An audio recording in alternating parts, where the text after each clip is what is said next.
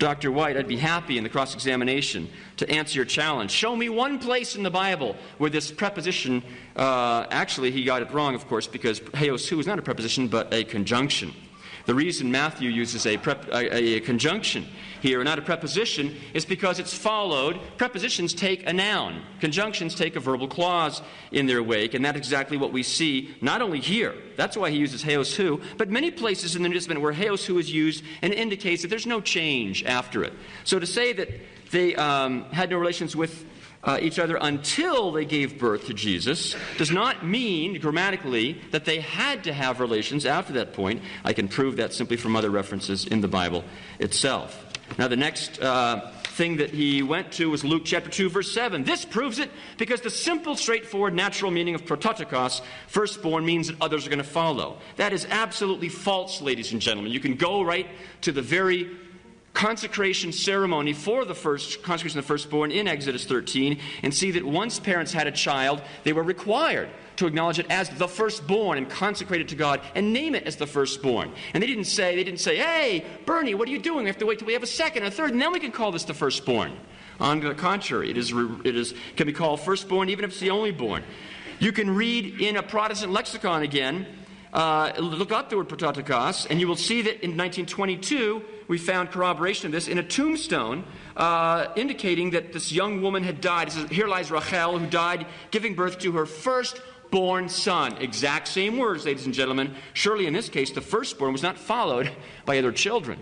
One's firstborn could be, in an instance, one's only born. We're not saying that the word firstborn teaches that she's perpetually a virgin. We're simply saying it doesn't teach what Dr. White needs for it to teach, that there are other children in the wings ready to come out. There is nothing in Luke 2:7 to help him prove. He needs to prove, not suggest the possibility of it. We certainly grant that Luke 2:7 is in itself indeterminative. What he needs to do is prove somewhere in the Bible that there's one Bible verse, however little, that teaches that Mary had other children. Matthew 1:18 doesn't prove it. Matthew 1:25 doesn't prove it. Luke 2:7 doesn't prove it. And lastly, all the references to the brothers of Jesus, which pose no problem to the Catholic. In Matthew 12:46, 47, Matthew 13:55, etc., etc., etc. These do not provide a problem at all. These brothers of Jesus mentioned in Matthew 13:55, James, Joseph, Simon, and Jude, if Dr. White would simply take the time to fast forward exactly 14 chapters to Matthew 27:55, 56, we're told that at the foot of the cross is not only Mary, the mother of our Lord, but another Mary, we are told, the mother of James and Joseph, two of these four children.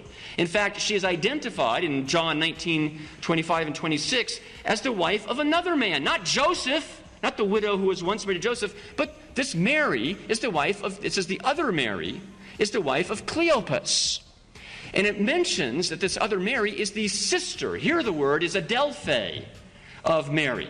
Now that should show how the evangelists are using the word. The Bible can use the word adelphos, the masculine, and adelphe to mean a sibling in the strict sense. We don't deny that. Of course it can mean a literal brother or sister, but the Bible itself uses this term constantly to also mean near kinsman. Abraham can refer to Lot as his brother, adelphos, in the Septuagint, the Greek Old Testament, even though we know that he is his uncle and Lot is his nephew. Jacob and Laban can refer to themselves as brothers. Brothers in Genesis 29:15 that are not brothers, literally siblings, but relatives. And clearly that's what this other Mary is. She could not be the strict sibling sister of Mary because even a Protestant Bible dictionary or book of Bible customs will show you that in the biblical times, parents did not have the practice of having a child and naming her Mary and then having another child, well, we'll call her Mary too. Every child had a unique name. And so if Mary had a sister with the same name, Mary, it's clear proof, you see, that St. John and St. Matthew are using this word to mean, in a broader sense, she's a kinswoman of Mary, but not her sister. As a result, we don't have to bring in the Catholic tradition that Mary was an only child. I'm simply saying the Bible itself indicates this. And so these brothers of Jesus pose no problem to us. Of course, Jesus had relatives.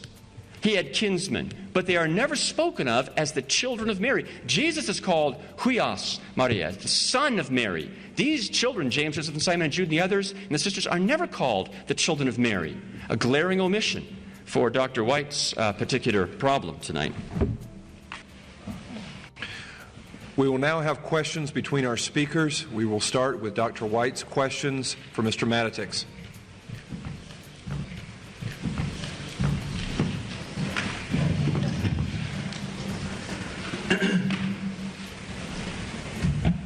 Mr. Matitix, in your last statement, you made the assertion that the standard lexicon of the Greek language is Bauer, Gingrich, and Dunker? I didn't say the standard, I said a standard. Okay. And did you indicate that that lexicon does not, in fact, give as the definition provided at Matthew chapter 1, verse 18, the definition that I provided in my opening statement, specifically, to unite in an intimate relationship, come together in a sexual context? It mentions that as one of the meanings of sunelthein, but it says it's not the only one because it can simply mean to marry. That was my point. So is it your assertion that this lexicon does not list Matthew 1:18 as the reference for the definition that I gave?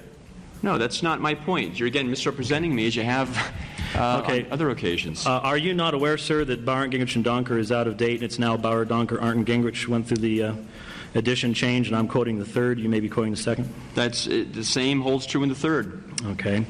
And you've examined it in the third. Yes, I have. Okay. And so would you agree or disagree with its giving of that particular meaning of sexual union at Matthew 1:18?